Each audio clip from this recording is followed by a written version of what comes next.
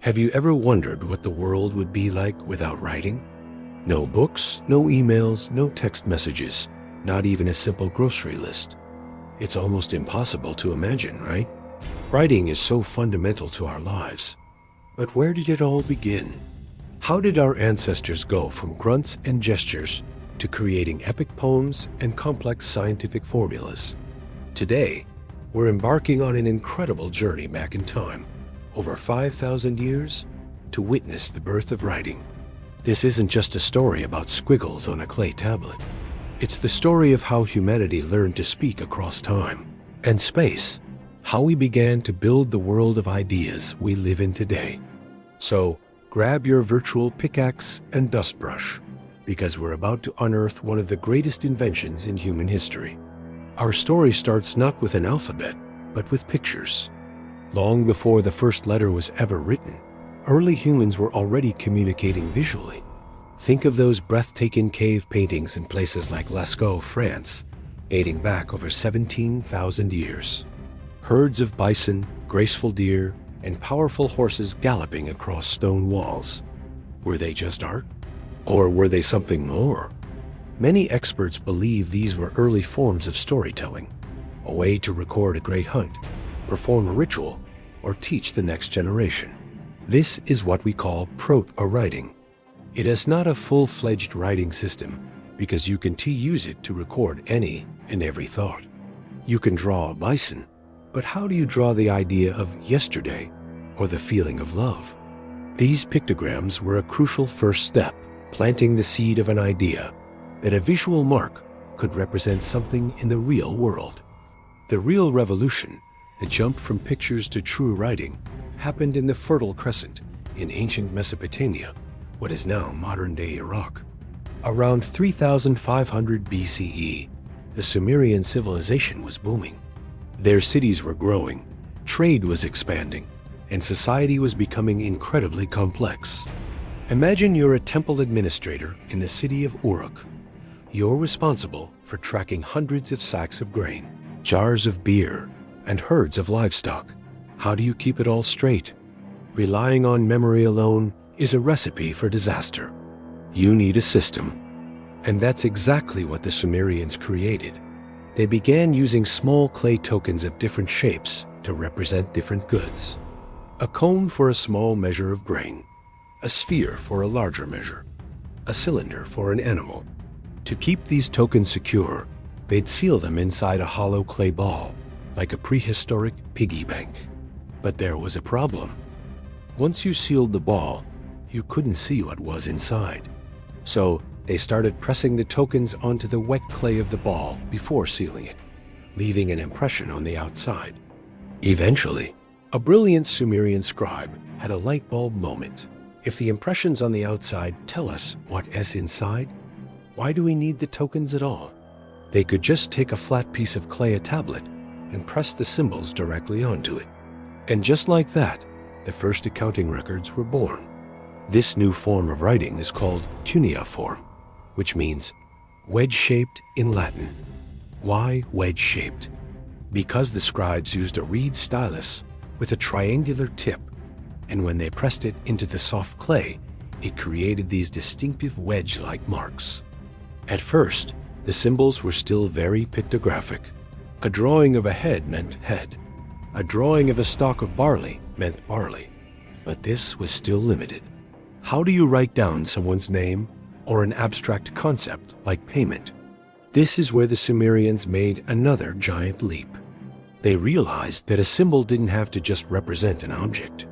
It could represent a sound. This is called the rebus principle. Think of it like a modern-day picture puzzle. If I draw a picture of a bee and a picture of a leaf, you might read it as belief. The Sumerians did the same thing. For example, the Sumerian word for barley was she. The word for beautiful was she-ga. So, to write beautiful, they would draw the symbol for barley, followed by the symbol for milk, which was ga. The symbol no longer just meant barley, it could also represent the sound she. This was a game changer. Suddenly, writing could capture the sounds of spoken language. They could write down names, poems, laws, and letters. Writing had broken free from simple accounting. It could now tell stories. The Sumerians and their successors, the Akkadians and Babylonians, used cuneiform for thousands of years to record masterpieces like the Epic of Gilgamesh, one of the oldest known works of literature. It's an incredible story of a king's quest for immortality, grappling with timeless questions of friendship, loss, and the meaning of life, all preserved for millennia in tiny wedge-shaped marks on clay. But the story of writing doesn't stop in Mesopotamia. Around the same time, another great civilization was developing its own unique script, ancient Egypt. We've all seen them, the beautiful and mysterious hieroglyphs covering temple walls and papyrus scrolls. For centuries, people thought hieroglyphs were just magical symbols or decorative pictures. It wasn't until the discovery of the Rosetta Stone in 1799 that we finally cracked the code. This stone had the same text written in 3 scripts: Greek, which scholars could read, and 2 forms of Egyptian hieroglyphic and Demotic. By comparing the Greek to the Egyptian, the brilliant linguist Gianfranco Champollion was able to decipher the hieroglyphs, unlocking the secrets of a 3,000-year-old civilization. And what he discovered was fascinating. Like cuneiform, Egyptian hieroglyphs were a mix. Some symbols were pictograms, representing an object. A picture of a leg could mean leg, but others were phonograms, representing sounds. And they even had a set of about 24 signs that represented single consonant sounds, almost like an alphabet. But they never took that final step of abandoning the other pictograms and syllabic signs. Their writing system remained a complex and beautiful hybrid, a perfect blend of art and language, used for everything from monumental inscriptions praising the pharaohs to intimate letters written on papyrus. So we have cuneiform and we have hieroglyphs, both amazing but also incredibly complex. Learning to read and write cuneiform or hieroglyphs took years of dedicated study. Scribes were an elite, highly respected class.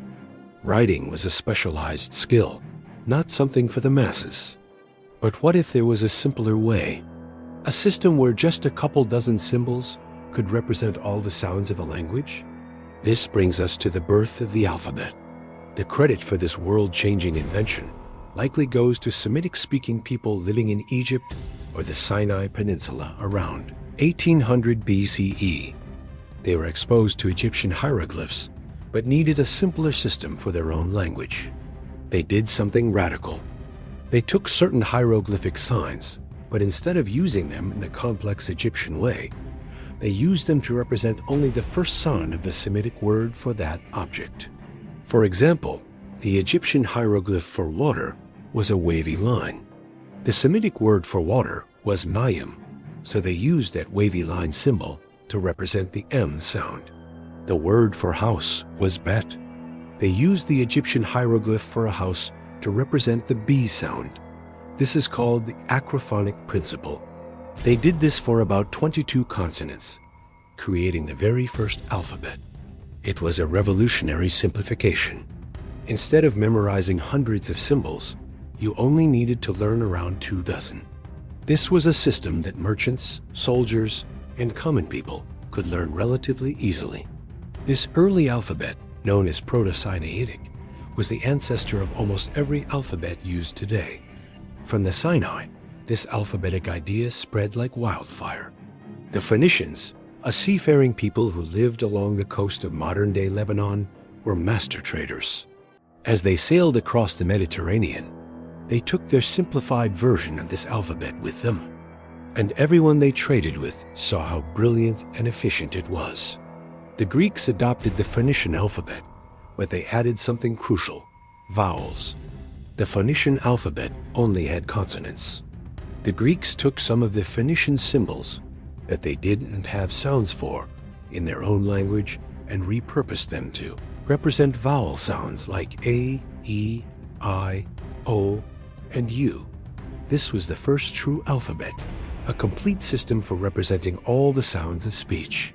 From Greece, the alphabet continued its journey. The Etruscans in Italy adopted the Greek alphabet, and then the Romans adopted it from the Etruscans. The Romans modified the letter shapes, creating the elegant capital letters we still use today.